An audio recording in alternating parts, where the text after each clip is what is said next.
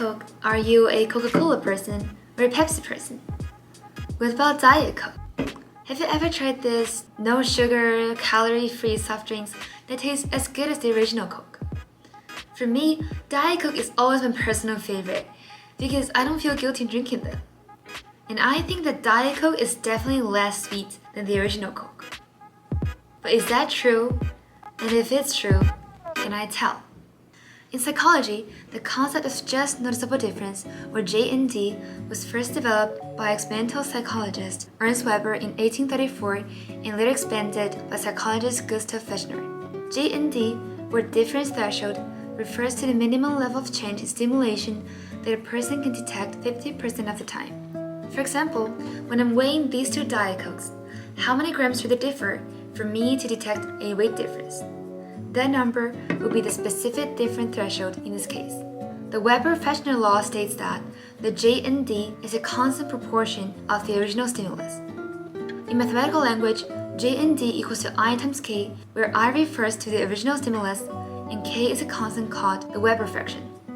The Weber fraction differs among different sensations, and a study recently published in Food Chemistry measures that for sweetness and got 0.21. Therefore, in a 70.5 ounce original Coca-Cola can with 25 grams of sugar, 5 more grams need to be added in order for it to taste detectably sweeter. In theory, Diet Coke and Coca-Cola taste different because the former contains no actual sugar but an artificial sweetener called aspartame. But do we know the fact with our tongue or with our mind? This is the taste. This is the test. In 1983, the Pepsi Challenge, initiated by Pepsi of course, showed that more than 50% of the subjects favored Pepsi to Coke in a single blind test. The Pepsi Challenge became Pepsi's legendary marketing campaign, but a lot of people questioned the data. Business Insider duplicated the test on 21 subjects and found that 62% actually favored Coke to Pepsi. Another study showed that Pepsi and Coke taste similarly in a blind test, but interestingly, Coke is perceived as sweeter in an open test. Study shows that brand awareness is an important heuristic, a rule of thumb that allows people to solve problems and make judgments more quickly. When a high-quality product belongs to one of two unknown brands along with another mediocre product of a well-known brand, more than 2/3 of consumers chose a well-known brand. Brand awareness could bias our information processing so that in an open test, people tend to choose Coke because of its popularity, but could it also bias our sensational experience? This is a question that the following experiment tries to answer. The experiment consists of both a single blind test and an open test for Coke and Diet Coke. The subject would first taste the Cokes from two identical cups and then fill out a survey that asks them to evaluate the sweetness, flavor, and their preference. Then, they would taste both drinks again, this time in cans labeled Coca-Cola and Diet Coke, following by the same process of filling out the survey. My first hypothesis is that given the label of Coke and Diet Coke, people will have more dramatic sensational experience and perceive Coke as sweeter and Diet Coke as less sweet.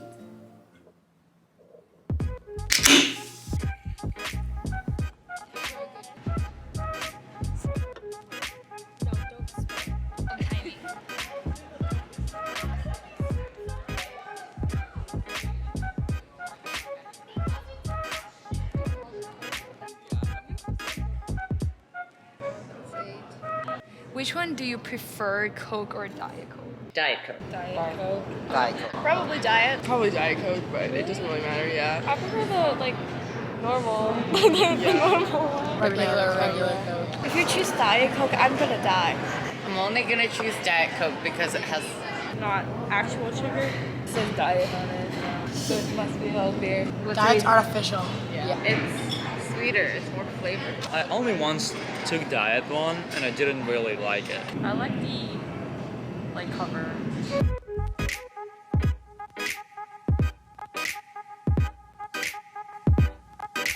So which one do you think is the original Coke? One. Again. First one? Number one. I think it's number one. Was it one?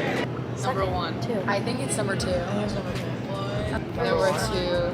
I feel like No, I'm gonna go reverse psychology and Me go for too. number two. Two. The correct answer is number 1.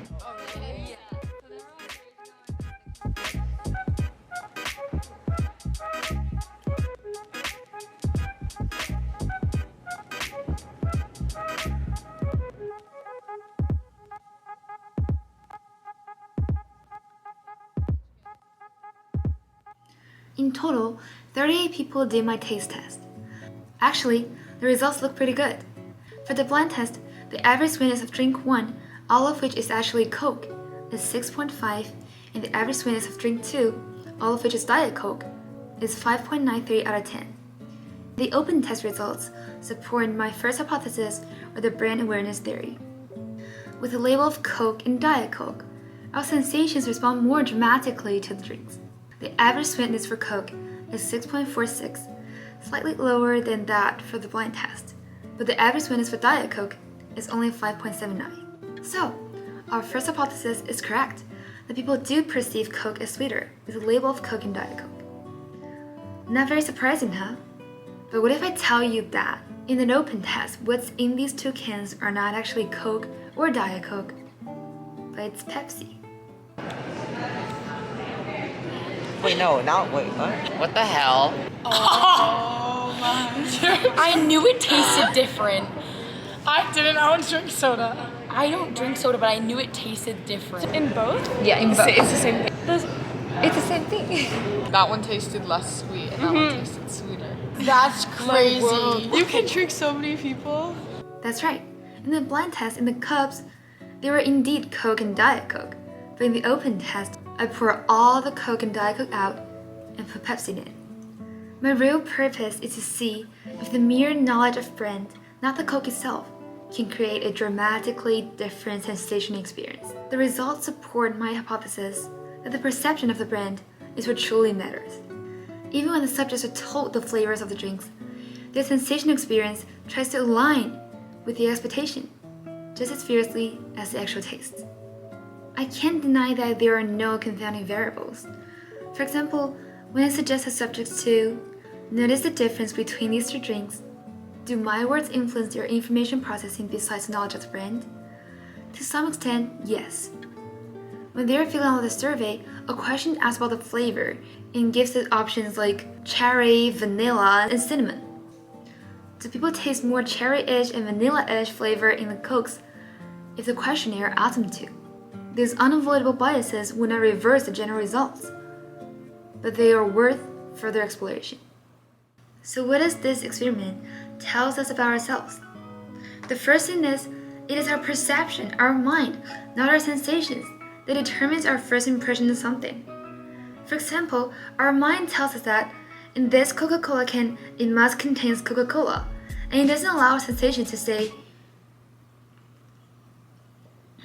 it tastes like Pepsi.